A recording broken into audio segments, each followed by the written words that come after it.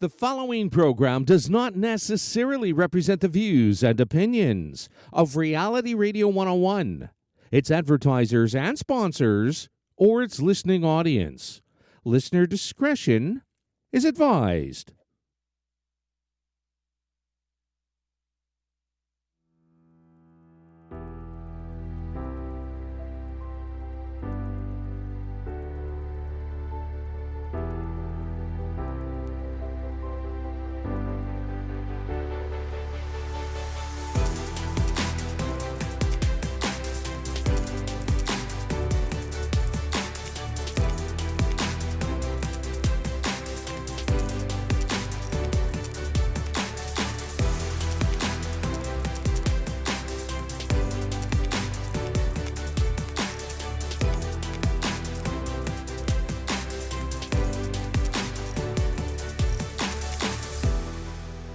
Welcome to the Bear Psychology Radio Show with psychologist, author, and speaker, Dr. Anna Baranowsky, where mind, mood, and what matters to you are discussed.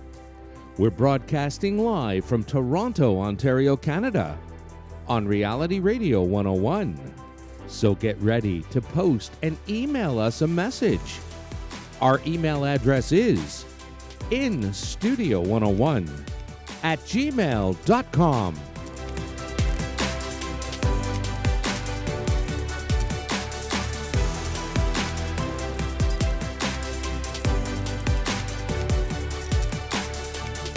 And now, ladies and gentlemen, right to your host of the Bear Psychology Radio Show, Dr. Anna Baranowsky. Hi, everyone. I'm so glad to be with you here again today. We are going to talk about a topic that I think is absolutely crucial for all of us in our own well-being in our lives. We're going to get to that in a minute. But just remember, a lot of the work in our conversations today is about bearing witness to evolving mind, mood, health. And I have found that the most profound changes occur when a person truly feels heard and understood. I like to think of it as deeply bearing witness to life evolving. We can be feeling incredibly stuck when we live with our fears, stressors, and troubles alone, but when we share and dialogue and feel supported, it provides a powerful foundation for us to move forward in understanding and care. Isn't it time for your evolution? Remember, if you have questions or thoughts or just something you want to share, email us to instudio101@gmail.com. We will try to get to all of the emails as we do every radio show.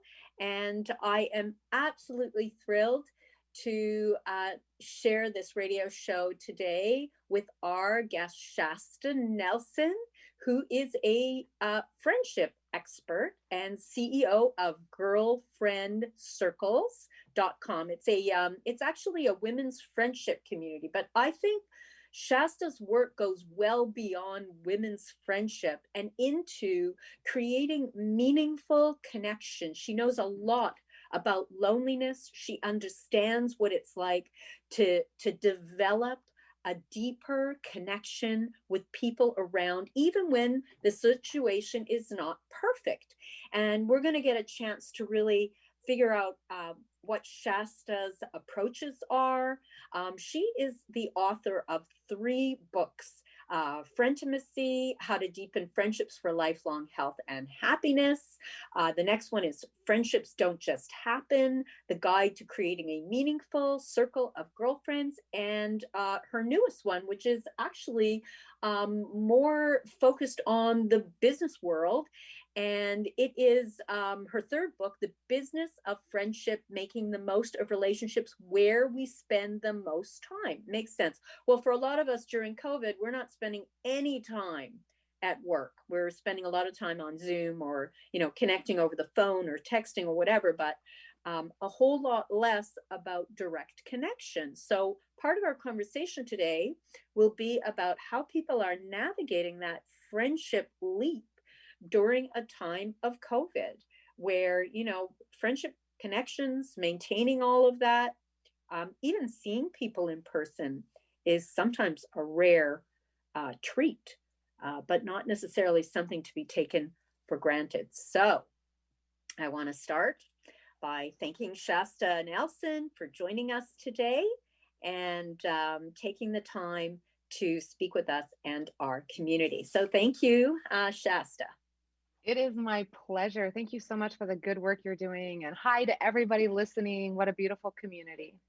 Oh, that's sweet. Good, good. So, Shasta, I know that you've been talking about the issue of loneliness and then the natural progression towards connection and friendship. And I was really struck. I looked at a lot of your videos. I looked at a lot of the content that's online about you, and I had a hard time finding information about what really were your own drivers to being so interested in friendship and loneliness and the meaning behind deepening connections. Like, what is your driver? Can you kind of help us to understand a little bit about that? Yeah, I think it's a combination of, so many different things, but when I look back, it's easier to see. I grew up in a religious context where we had what I would say kind of like the best of community to a large degree, where everybody kind of knew everybody. There was a sense of support. There was a sense of people being there for each other. I grew up as like my mom was a single mom, and there was just all these different people in our lives supporting us, and me and my sister and my mom, and so, yeah, you get this sense of, going to the same school with all these same kids for 12 years. So really, really close friendships. So a lot of places of practicing community and relationships. So I know like the value of that. And then I also know, later in life going through a divorce and I also know the experience of feeling ostracized or of feeling like you don't belong in a community and that you have to conform in order to belong. And so I also, and I've talked to so many people on that feeling of what does it mean if we don't all agree on the same thing, like politics right now, because it taps into that, like, do I have to agree with people in order to be close to them? And how do we do this? And so I feel like I've just kind of seen all the different sides of it, and friendship has always been important to me. I've always been somebody who is like, my friends matter so much to me, and all it takes is a move or life changes. The research is showing that on average we are replacing half our close friends every 7 years. And when I say that, most of us are like, what? And then I say, think about who you're confiding and who you feel closest to right now. Who are the people that you call and talk to? And chances are high that a couple of them are different than who it was 7 years ago. And when you kind of stop and say, where was I 7 years ago and who was I interacting with and feeling close to?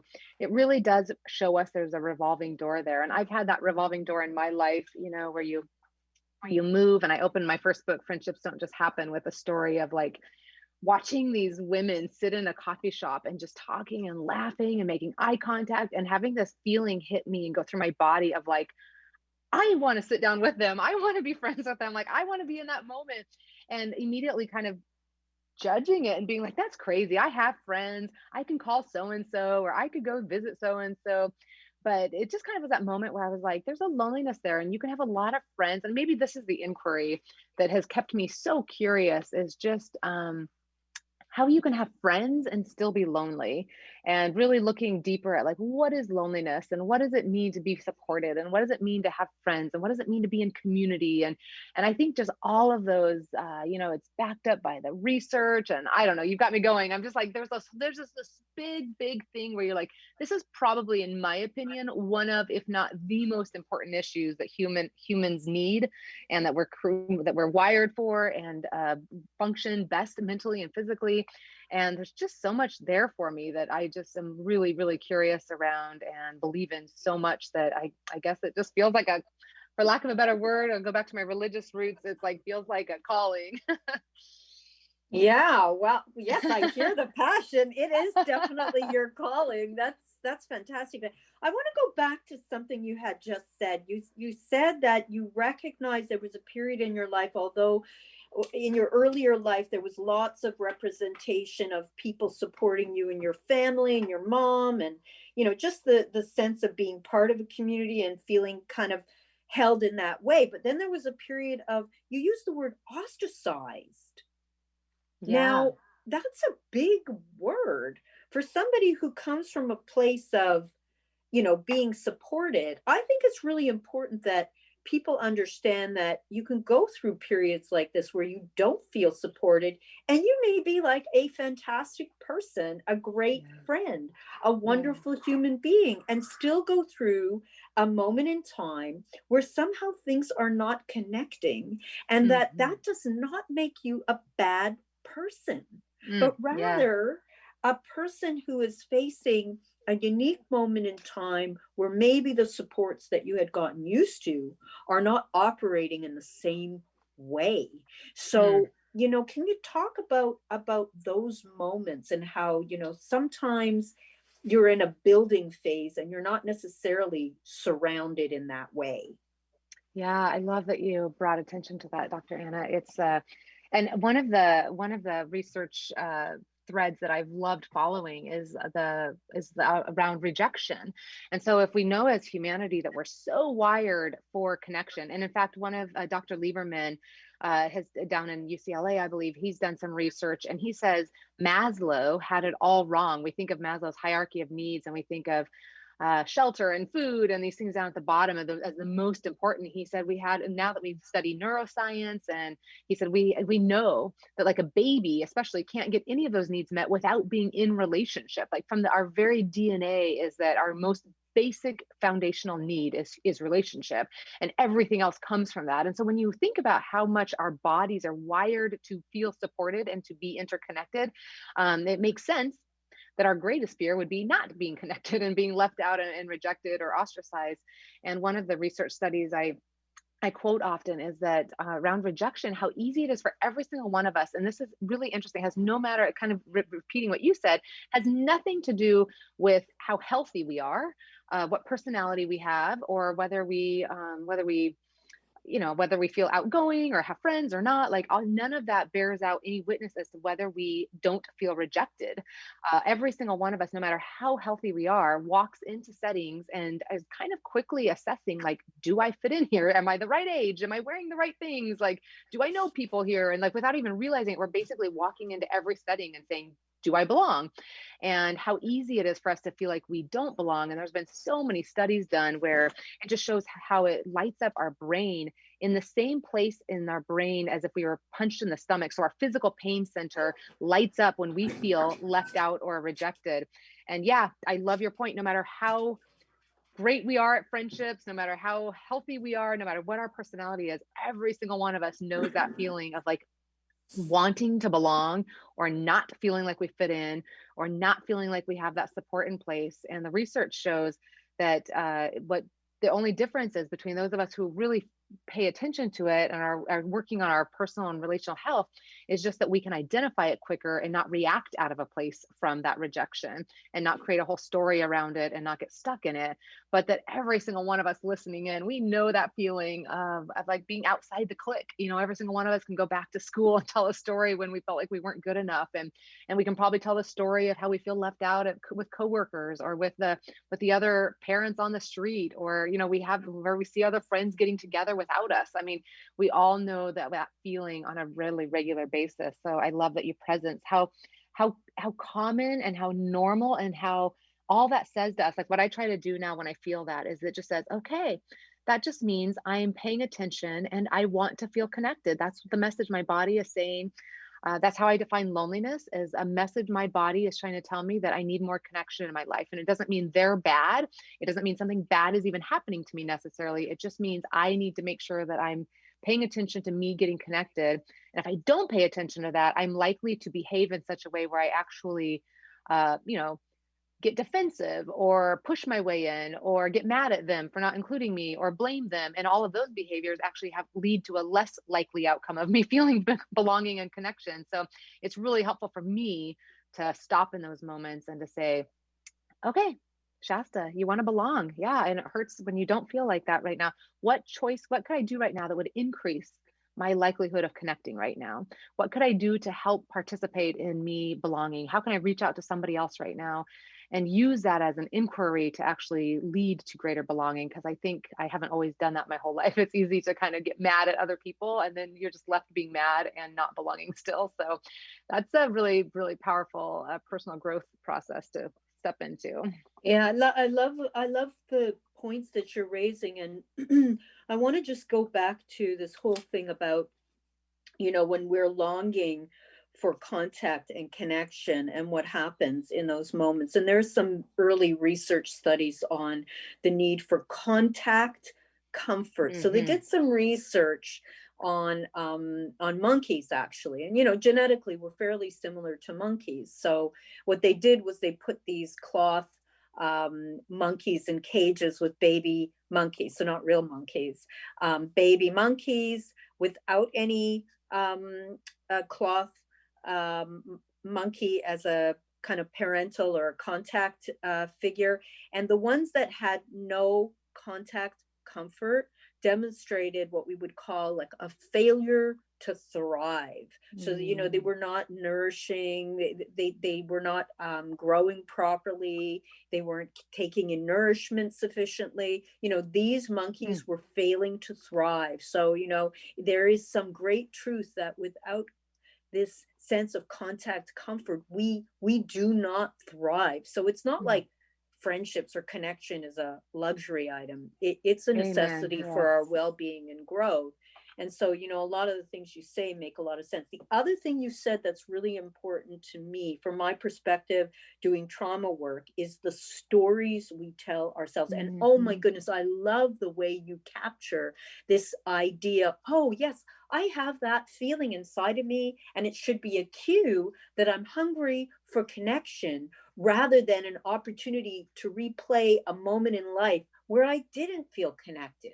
And so that often interferes in our ability to take the steps we need to reinforce positive, healthy, life affirming connection, wanting to reach out. Because if we're telling stories, then what ends up happening is it interferes in our ability to reach out to somebody and say, hey, like I was really thinking about you and wondered, do you want to spend some time together? Should we hop on a Zoom call? Do you have time just for a little couple of texts back and forth? I just want to, I was just thinking about you. We may feel, if we're replaying some terrible moment that happened, in high school, or, feeling left out when we want to be included in an activity with our friends, and then we learn that we haven't been included. Those things, they can interfere in our ability to just say, let me connect with somebody now. So it becomes really important to recognize that we can use cues to interfere in the those moments of discomfort when we feel that longing and that hunger for connection. And it's physical, it's literally physical, right? It Like, is. It that is. feeling, Shasta. It's like you Yeah. can feel it in your body, you can feel it in your Yeah. bones. And it's funny because during COVID, I think a lot of people are feeling this a lot of the time.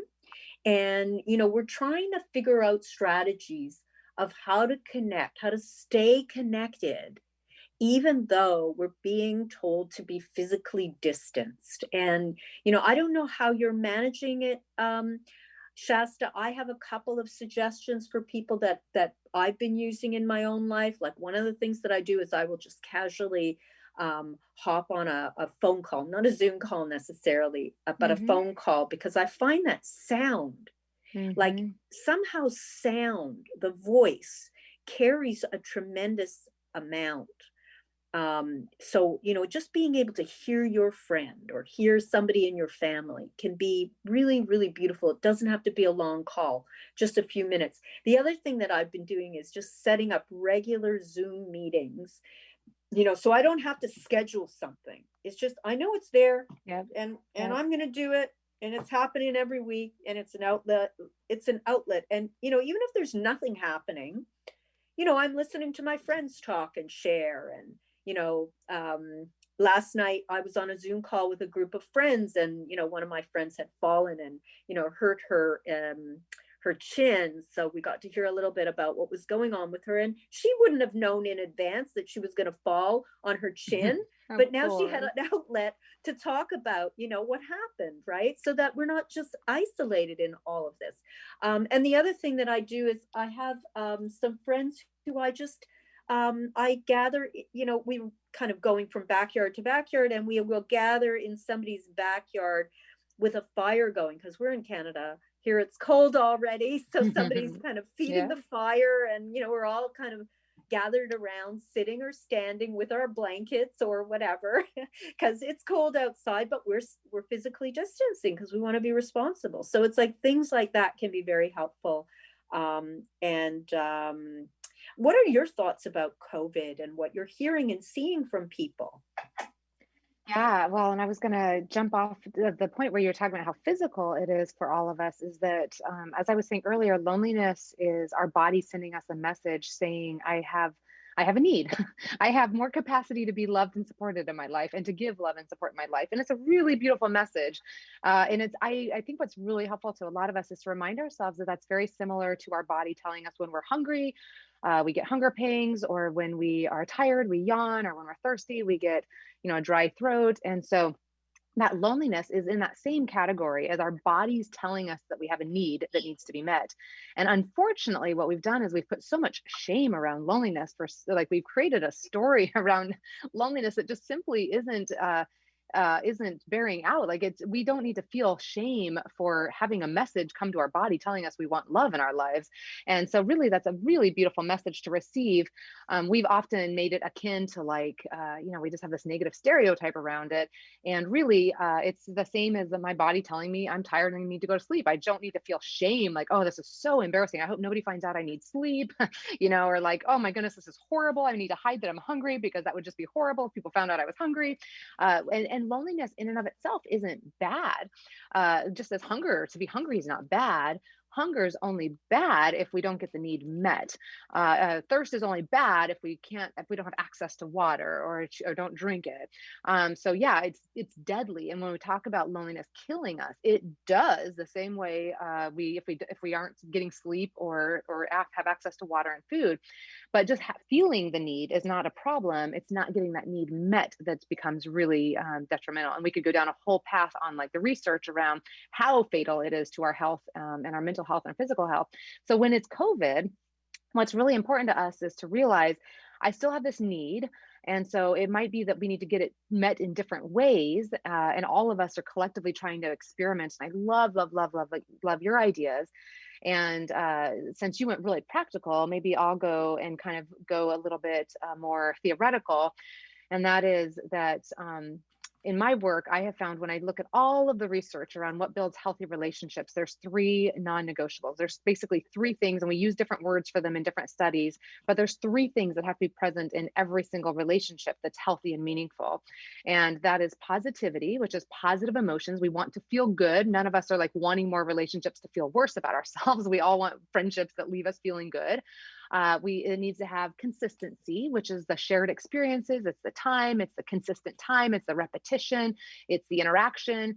And your examples were so great in showing the regular weekly Zoom or anything that kind of can get planned into our lives. Just having a one-time moment is special, but if we want to build a relationship, it has to be repetitive. And then the third requirement is vulnerability, which is where we feel seen. So it's the sharing of our stories. It's your friend getting to talk about her chin and the fall. And so it's, and then the positivity, these three work together and they just keep repeating themselves, which is so cool, because then when she shares about her chin, she gets empathy from her friends, which leaves her feeling the positive emotion. So she feels seen and witnessed and supported. And then you have another call next week. And so you have consistency, and then you all get to see each other and share each other and tell stories and this vulnerability. And then you feel good and you feel loved and appreciated and encouraged. And then those three things continue to work together. Every healthy relationship that any one of us has ever built in our lives, you can look back and see these three things in play. In any relationship, conversely, that doesn't feel meaningful right now, it's because one of these three things, at least one of these three things, is not in play right now.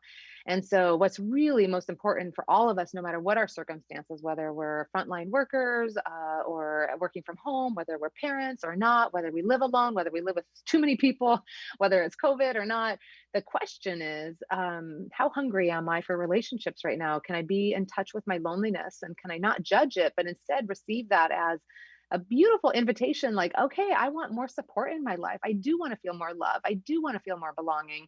And then it's such a great question to then kind of, I always say, just pull out a Post-it note and write down the names of, like, who are a couple people that you say, these relationships are important to me that I want to prioritize.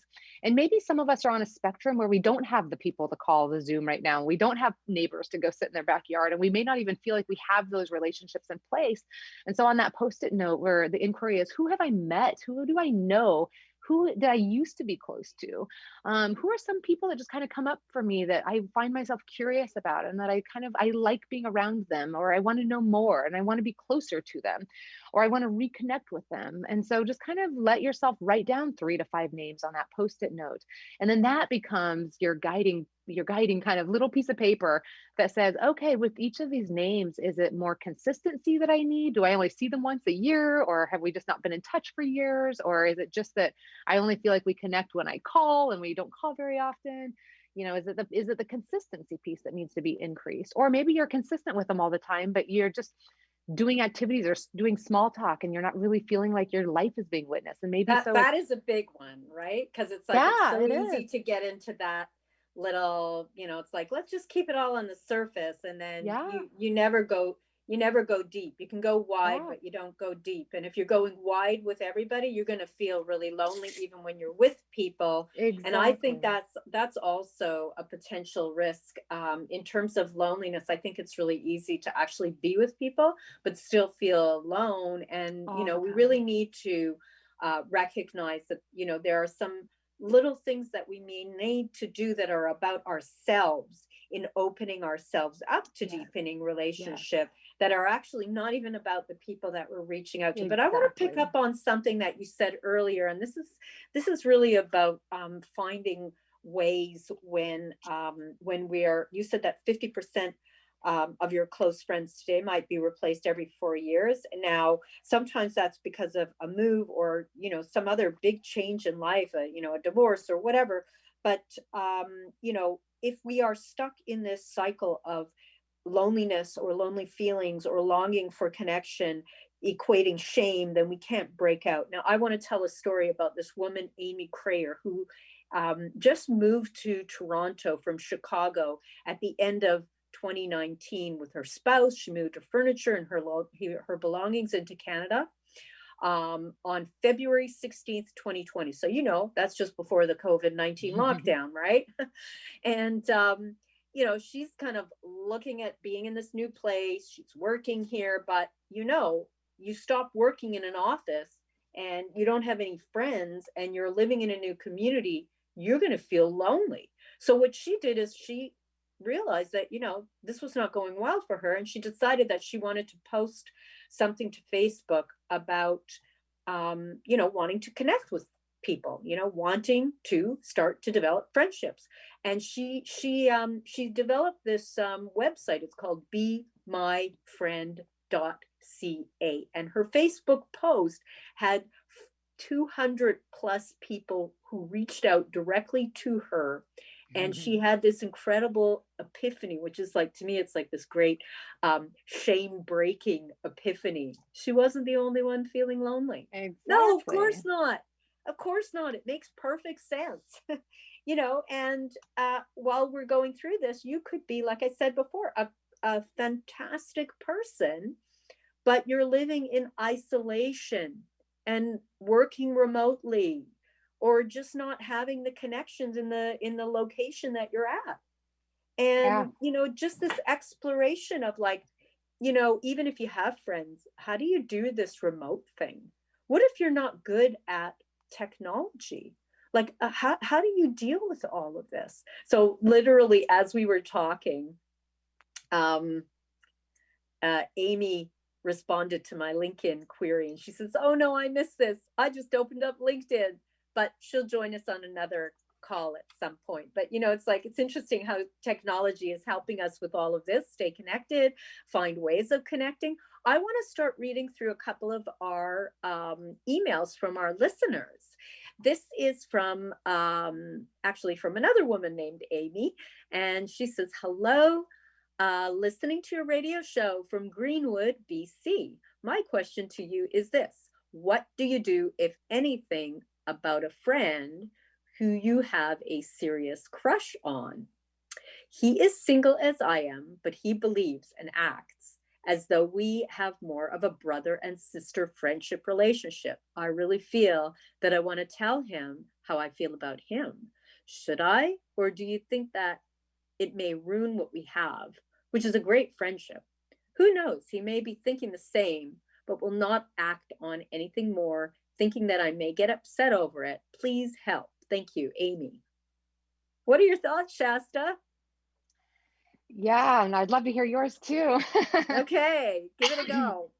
Yeah, I guess to me it would be I would say yes, and I always believe vulnerability in a relationship is always important, and because it helps us learn more about each other. And even going through something a little awkward, I don't think awkward needs to be avoided. I think we're so often afraid of it being awkward, and yet that's where we kind of grow and get to know each other and get closer and feel more intimate on the other side. But what I would say is really important to take it really slow and be super incremental about it. So I would not come right out and just say I have a crush on you. Like, I wouldn't come out and be big about it, but I would start kind of asking some questions, and I would start saying, I'm trying to think off the top of my head, but I would maybe say, just kind of like, oh, I always love hanging out with you and spending time with you. What's your favorite part of our relationship? And just kind of starting to practice talking about the relationship more. And maybe just kind of saying, have you ever, and maybe sometimes just being like, do you ever like even think about whether if we ever could date, or I don't know, just kind of like more questions and just kind of seeing the reaction a little bit. And if he's a little open, does he shut down? If he shuts down, it's an inquiry to kind of say like, oh, what was that about? Did that make you uncomfortable? And just had a chance to get to know each other a little bit better and talk it through and hear where he's at. And so I would just kind of, I guess I'd be kind of slow about it and give him a few outs and try to just be brave and kind of stay in the conversation, and just, yeah, kind of feel it out and use it as an opportunity to both get to know each other a little bit. But I think the important thing is don't let it become even more like it's okay for it to become awkward, but then name that uncomfortableness and kind of like use this as an opportunity to deepen the relationship and to leave the conversation both feeling better if possible. But Yeah, what would you say? I actually really like the idea of taking the kind of slow lobby approach, so that you may just drop some comments like, I kind of can feel the closeness between us. It's like our friendship is just fantastic. But I mean, in terms of being brave, you may actually just want to throw it out there and kind of make it a little bit more real and say, like, sometimes I think maybe we'd be good together. And you don't have to go any farther than that, because look, if the guy's interested, he's going to pick it up. And if he's not interested, he's not going to pick it up. And yet it might be awkward, but the reality of a moment like that is then it's done. And you don't have to, keep working at it. You can look in other directions, because you don't want to be using up your intimacy kind of focus on somebody who's really not going to be the person for you. And they're not the person for you if they can't respond. That just says it all, so that you can free yourself up and focus elsewhere. So it just may be helpful for you, because then you just don't have to be using your energy in that direction with this particular person. But I think it's a really hard thing to do. I have to say, like, in terms of relationships, my husband, who I've been married to for a long time, we were actually friends to start with. And I cannot tell you how glad I am that, we took our relationship out of the friendship circle and into a long-standing marriage. So yeah, it definitely can happen. This is another email from Carl, and Carl says, hello, wow, do I need this topic today? I have a friend that has been a good friend. I swear to God, I did not plan this, Shasta. I'm telling you, this is hilarious. Okay, let's see what happens with this. I have a friend that has been a good friend to me for about 15 years. I say good because I found out he badmouthed me to another person recently, and I do not know if I should confront him on this. Not violently, of course, or let it go. I heard from two people that he did this, so it is confirmed. I am mad about it and want to confront him to ask why he did it. It was in a reference to something that happened at work. We both work at the same company. Nothing serious, but still a bit personal. A good idea to discuss this. Is it a good idea to discuss this with him? Yes, absolutely. I think one of the interesting things about friendship that I often wished we took a page from romantic relationships. I think in romantic relationships, we don't like confrontation either, but we at least get there eventually. Like if we were in a romantic relationship with somebody and they did something that hurt us, we would eventually say, you know, when you did this, it hurt me. Or when I know you may not have had this intention, but this is how it felt. And we do kind of show up and have those conversations, and if you really look at the relationships that you feel the closest to people now, I use the word to use the term frientimacy to talk about the intimacy we really do want with friendships and with relationships. But to get there, we always have to go through like these honest places and hard places. And when you think about who you have felt the safest with, it's usually people you have kind of had disappointments with and hurt each other, and it's like family and your romantic relationship, and those are often the people that we will say, I know we can go through anything because we have gone through hard things. But something about friendship makes us want it to just always feel good or never disappoint each other. And I really think that there's a greater opportunity to be closer on the other side of some of these awkward conversations. And so I would say, yes, I would say you've been friends for 15 years. This warrants the honesty to say, I doubt you meant to hurt me. This is what I heard and how it felt. And and to give the benefit of the doubt and to say, I don't think you meant to hurt me, but I just wanted to bring this to your attention because if you're noticing any distance on my part, this is how I think I'm kind of was pulling away. I think I was a little hurt. And then I would pretty quickly I wouldn't turn it into a long, drawn out thing. I would try to say kind of what I feel, and then I would try to kind of give it back to them to, kind of like give them the benefit of the doubt, and then say, can you tell me what happened? Can you share with me how it went down from your point of view? And let them talk and let them kind of open up and share and respond. And so the goal is to not put your friend in a defensive situation. The goal here isn't to just be mad at them and express it. I don't think the goal is ever just, I just need them to know that I'm mad. The goal is, how can we get to a deeper relationship on the other side of this hurt thing? And can we? And so showing up in that conversation with the belief that like, I care enough about us that I want us to still be good friends on the other side of this. And I don't want this to get in our way. So I just want to presence this. And so using your awareness to kind of have this conversation with the goal that you're going to make it through this, and that you're going to have a better understanding of each other and feel closer and safer with each other. Yeah, I absolutely would bring it up. I love that. Shasta, we're totally on the same page. The only thing that I would really add to that is that resentment and frustration are relationship killers. So if you're worried about the state of your relationship in sharing, be more worried about the state of your relationship in holding this back, because secrets like this can really undermine your feelings of safety toward this person who you've known for 15 years. And if you've known somebody for 15 years, you got to give the person the benefit of the doubt that they will have the ability to hear what you're saying and be able to to understand that, yeah, that would be impactful, and that you do want to hear from them. Like, I like what you said, Shasta, give them a chance from a non-defensive place to just say, like, please help me to understand, how this happened, and,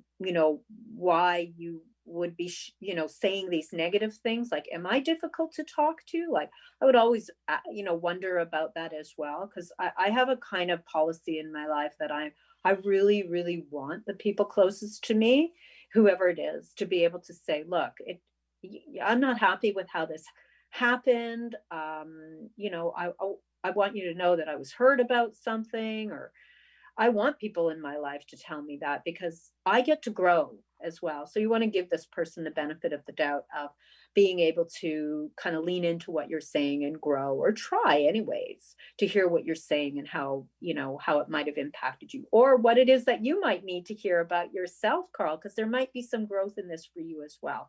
But yeah, resentment and frustration, huge relationship killer. So Yeah, it reminds me, I was gonna say, it reminds me of when we want physical health, we understand that we have to walk a little further, get out of breath a little bit, maybe even sweat a little, stretch a little. Like, we understand that physical health is on the other side of sweat and stress, and even tearing of our muscles a little bit. And we don't stop that. We don't like stop working out because we're like, oh, I'm starting to sweat. This is bad. This must be bad. We actually go like, okay, good. I'm starting to burn calories. I'm sweating. This is good.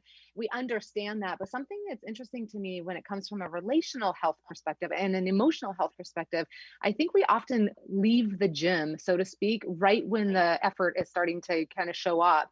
And so I often think about like some of these scenarios, each of us, we feel a little bit of relationship sweat, if you will. And it feels like it's kind of our muscles have not had to be used in this big way. And so, but it would be a mistake to translate that in our heads as, oh, this must be bad. I need to avoid this. I need to pull away. I don't like this. And to think that health is just avoiding these things, or just kind of staying in this state of what I would call like pseudo peace. Like, it's not real peace to be avoiding this. You're not in neither of these scenarios. People are feeling at peace. Right. And so the invitation to us is to show up in the relationship gym and to say, okay, I'm going to sweat a little. I might get out of breath. My muscles might feel a little strained because I don't have a lot of practice doing this. And while we don't want to injure ourselves, and we know the difference between pushing ourselves to injury, but we do know that it means we need to lean in a little bit. And it's okay if we sweat a little bit. Like, this is relational growth. And to your point, this is this is one of the hardest things for a lot of us to really believe and understand, is that when all of us want deep, meaningful, supportive relationships, we picture all the good that goes with that. And we go, I just wanted my best friend. I just want to feel so close to people. I want it to feel so comfortable. I want us to just know each other. I want to be able to say anything to each other. But to get there, we often forget that means we have to disappoint each other a little bit, and we have to have hard conversations, and we have to learn who each other is and how we each react and what hurts us. And so I think it's really a beautiful invitation to all of us to just realize that having a little bit of angst in a relationship doesn't mean it's bad. It doesn't mean it's toxic. It means it's two people who don't know each other completely, and who are going to hurt each other without meaning to, and disappoint each other and not be perfect. And so it's really an invitation to lean in and say, if I want deep relationships, I've got to practice these things. I've got to lean into this, because the alternative is to keep pulling away and keep all your relationships shallow and never go deep and never go there. And then you'll never experience like the intimacy and the closeness and the community and feeling seen and feeling like you can say anything to each other. So this is really a beautiful moment for both of these emails, for both of you, to Amy and Carl, where you have the opportunities to have deeper relationships on the other side, and at least learn more about each other. Yeah, absolutely. It's so nice. I love the term relationship gym that you just referenced. That is hilarious. Oh my goodness. And it's so appropriate. Okay, here's another one. This is from Ken, and he says, hi. Are there questions that you should never ask a friend? When friends get to know each other and trust each other over a period of time, are there any questions off limits, or should we pre-ask a question with another question? For example, can I ask you a personal question about? Is that appropriate? Thank you for your discussion on this. What are your thoughts, Shasta? So I think it would help if I backed up a tiny bit and said, earlier I was presencing that there's 3 requirements for every relationship: positive emotion, consistent interaction, and vulnerable sharing. And I teach them on a triangle. At the bottom of the triangle is the positive emotions, which means our relationship always has to have a foundation of both people feeling good more often than not. And the science shows we have to have 5 positive emotions for every negative emotion. And then the 2 arms up the triangle is consistency and vulnerability. And what I want to say, and this speaks to all 3 of these questions, what I would just want to say on a broad term here is that as we start every single relationship, it starts at the bottom of the triangle. And as we increase our consistency, so as the left arm of the triangle starts moving up, we see each other, we follow up with each other, we have a phone call, we get together again, we see each other, we interact, we as we practice that consistency, so too should our vulnerability increase at a similar rate. And so at the bottom of our triangle is low consistency and low vulnerability. As we move up that triangle with some people, we will move up those two arms, and we're trying to do it kind of simultaneously, if you will. And so the goal here is, some of us are oversharers and we just think, if I just tell you everything, it'll get us closer faster. And that's not healthy or appropriate. And some of us are undersharers and we have a lot of consistency with somebody, like a 15-year friendship, and then we're not matching it with the high level of vulnerability that warrants. And so one of the invitations to all of us is to kind of be mindful. I teach relationships in 5 different levels up that triangle. And one of them is to ask, where are you at with this person? So if I'm at the low side of the triangle on the left side of consistency, it's appropriate to not be super prying and asking a ton of questions. And that doesn't mean not being authentic, and it doesn't mean being guarded, but this also means that I'm aware that this is not a relationship that I should be treating like a best friend and expecting them to listen to everything and hearing all my stories and all of that kind of stuff. Whereas as we move up the triangle, it's a really beautiful invitation to be practicing more and more of that. And at the top of the triangle, with some people, those are my friends that there is no question that's off limits. There's everything we want to talk about. In fact, I rely on those friends for asking the questions I might be scared to ask or go to, or like having them kind of put that mirror in front of me, or to say, wait, you're showing up this way. What's that about? And so I absolutely, the question in the general term is to say, there are no questions that are off limits for relationships. We're humans and we want to be witnessed. We want to be seen. Many of us process out loud, and absolutely in general, there's nothing we should be off limits. I do love your thoughtfulness around saying, how do I do this incrementally? How do I do this thoughtfully? How do I just kind of move somebody up slowly in a way that feels safe and kind of takes cues? And how do we do this mutually so that I'm sharing and I'm asking questions and I'm listening and I'm curious, and we're both getting to witness and to share. So I think in general, I would say, yeah, if you're curious about something, to be able to say, yeah, I'm super curious on this. And it's okay if you're not comfortable answering me right now. I'm curious and I want to get to know you. Most of us would love that. Most of us want people to be curious about us. Most of us want somebody to care enough. So I think in general, the thoughtfulness of you wanting to ask is really great. And I would encourage it. And I would just also add to be mindful that you're sharing as well. Be mindful that you're giving an out to them if they are not comfortable. Be mindful that you're following up their answers with a positivity, which is, thank you for sharing, or, oh, I just love that about you, or, oh, that makes a lot of sense. So you're following it up with empathy or validation or gratitude or appreciation or whatever the appropriate responses that leaves them feeling good for having shared. And yeah, that's how we build relationships, is asking questions and sharing, and then feeling good for having shared, and then repeating that and doing it some more. So hopefully that kind of gives a little general sense, Ken. Building over time. And I think that's a really important piece, that, we don't just start and all of a sudden have these deep relationships, that we have to make the investment over time. And it can't just be because, we're in a time of COVID or we've moved to a new place. Friendship, connection, it has to take a really important place in your life, so that, whatever's going on, you have key people that you can reach out to who, when things get really rough, they're there because they've been there, and because you built the infrastructure in those relationships over time. Now, here's a very important one. This is from Jennifer. She says she's loving the show. I just moved into a new house in a new neighborhood, and I was wondering, what is the best way to go about meeting my new neighbors? Granted, with COVID, folks are a bit skeptical to meet and hang out, but I am not looking for that. I really feel that I should introduce myself and say hello, but everyone seems so distant here. As I say, I can understand COVID, but how about hello, how are you? Welcome to the neighborhood, from perhaps 10 feet away. Well, this one's a little bit interesting, Jennifer, because it sounds like you're both kind of a bit frustrated that people are not recognizing you as a new neighbor, which would feel really lonely. Like, it's like you've moved into the neighborhood and these people see you.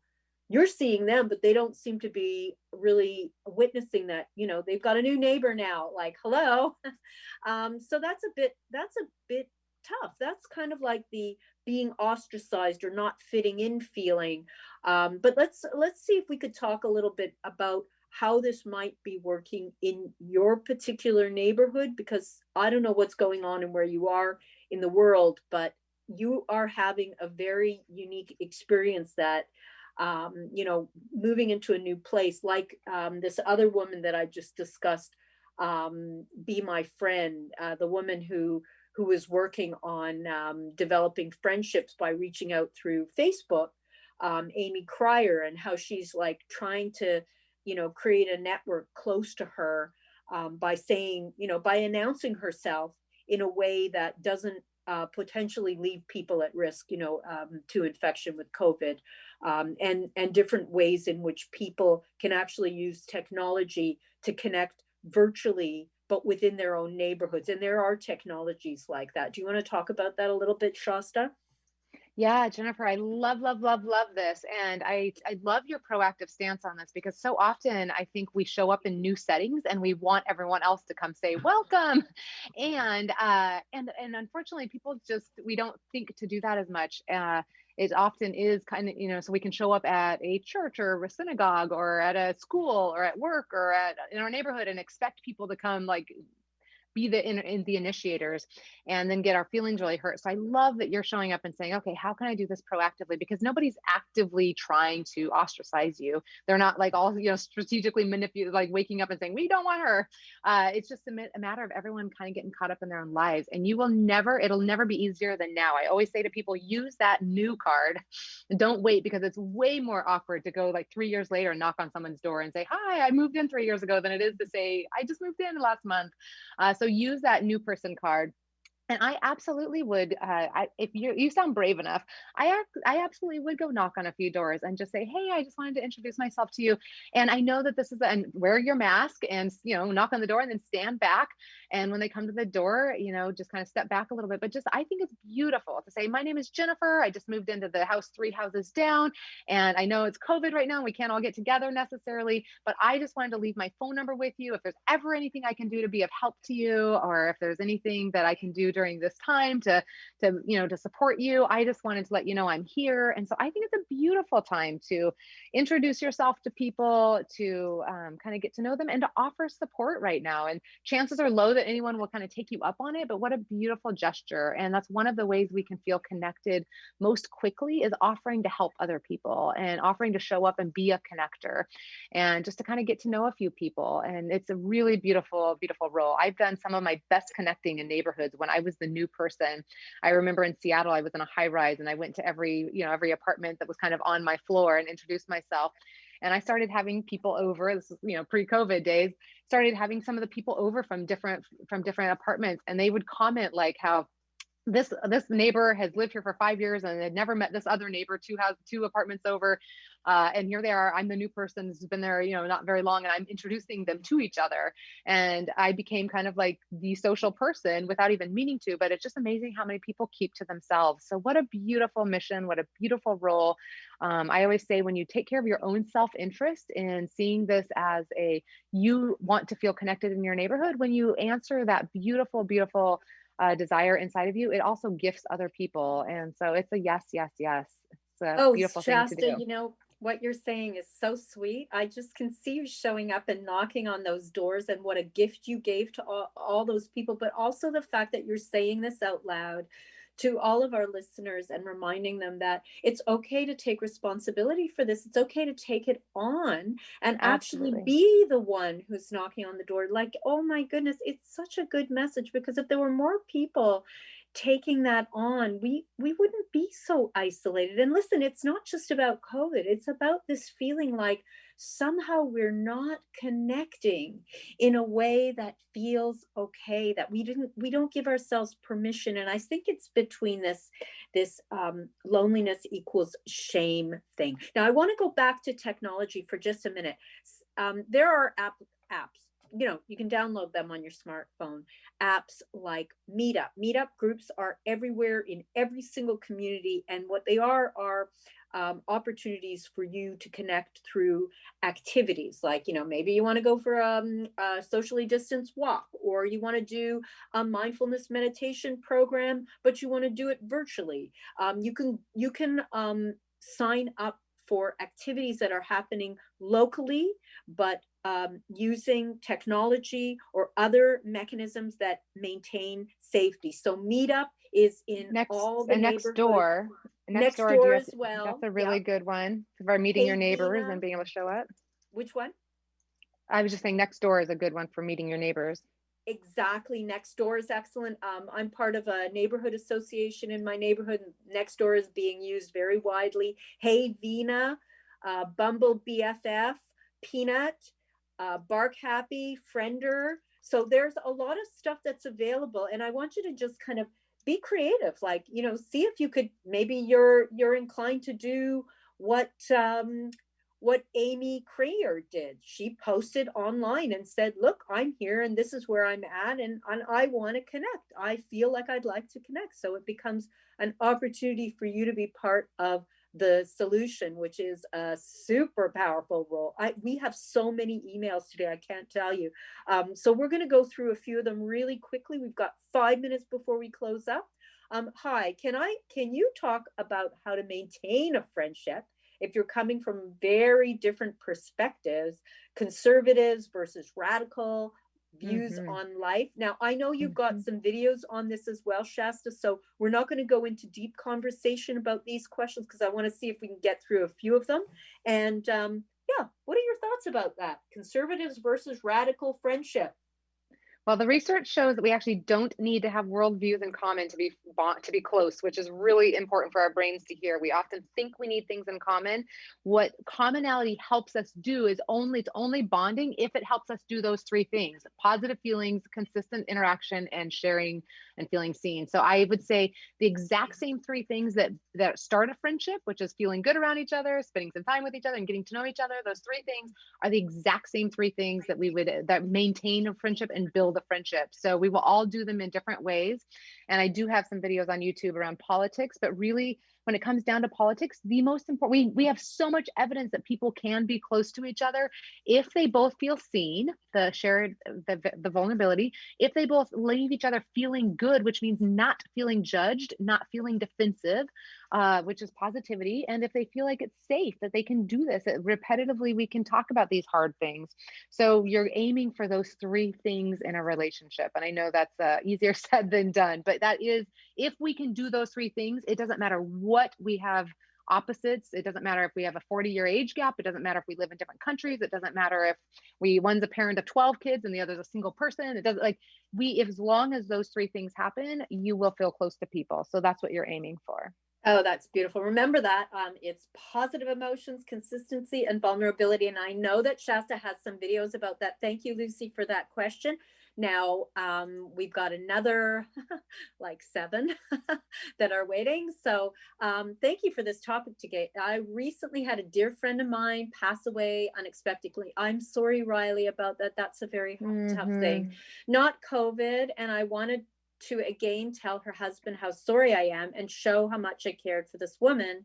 However, this man, who's a very nice guy, always had a crush for me, according to his wife, my friend who passed. And I am afraid that if I reach out to him regarding his wife, he may start to hit on me. I am a bit apprehensive. How would I handle this if he does? Well, that's a big one. Do you want to take that on in 1 minute? Yeah, no, I'm just going to respond to this, Riley. Look, it's perfectly okay, even though he's grieving, for you to very quickly set up boundaries that you're comfortable with. So it's going to become apparent very quickly if he is feeling lonely and wants to build an intimate relationship. And it's really good to shut that down as quickly as possible so he understands that you're reaching out to him as another human being and you care, but you're not really up for the other thing. And you can do this in a way that's very respectful and yet helps that person understand that they're seen and they're heard. And you may end up having a great friendship Or maybe it's just this one or two interactions so that he understands that you see him and you're recognizing his grieving. It doesn't put you in a position where you have to respond to any hopes that he might have for an intimacy. Anything you want to say about that, Shasta? I think that's good. Yeah, because it is a tough thing, but it sounds like the biggest issue is recognizing that it's perfectly reasonable for you to set a good boundary and not feel pressured in any way. We're not going to get to the rest of our questions, but my God, it was great having you on the show, Shasta. It was such a delight. I'm sure that our listeners had a great time today. What I'm going to do is I'm going to just look really quickly when I get off the line with you at the questions and just put them into a series so that we can link to maybe some of the videos that respond to these questions as well. And we'll post those with our video and our iTunes listing as well. So for people who want to share this or post it, please feel free to do that. I want to thank you so much, Shasta. Thank you for having me. What a beautiful conversation. Yeah, it's such a delight. And I love the work that you're doing, and I hear the passion, and I'm very grateful for your work. Hopefully we'll have you back on again at some point. And I just want to wish you a great day. Stay well, and enjoy your day.